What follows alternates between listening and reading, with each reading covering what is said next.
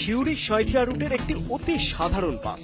চট করে দেখলে অন্য বাসের সঙ্গে তফাৎটা নজরে আসবে না। দেখতে হবে একটু খুঁটিয়ে। বাসের গায়ে বা জানলার কাছে লেখা আছে পাসওয়ার্ড। টিকিট কাটো, বাসে চড়োর সহজ পাটিগণিতে পাসওয়ার্ড কি হবে? কিসেরই বা পাসওয়ার্ড? বাসে চড়লেই বুঝবেন। জং ধরা হাতল আর ভাঙাচোরা সিট দেখে বিচার করলে চলবে না।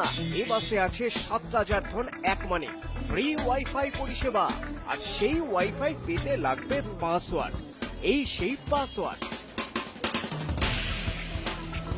চলন্ত বাসে সবসময় ইন্টারনেট পাওয়া সম্ভব নয়, তা সে যে কানেকশনই হোক না কেন। আর তাছাড়া বাসে থাকার কিছুটা সময় যদি গ্যাটের কড়ি খরচ করা ডেটা বাঁচানো যায়, তো আর কি চাই?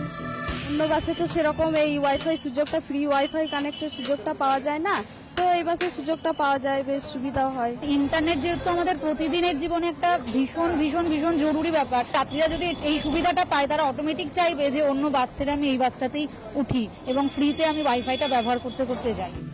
স্কুল পড়ুয়ারাই এ বাসে বেশি ওঠে, আর নতুন প্রজন্ম মানেই তো স্মার্টফোন জেনারেশন, তাই তাদের টানতে বা বলা ভালো বাজার ধরতে এ এক নতুন কায়দা। সিউড়ি সাঁইথিয়া রুটে আরো অনেক বাস, তবু এ বাসের সিট কখনো খালি থাকে না।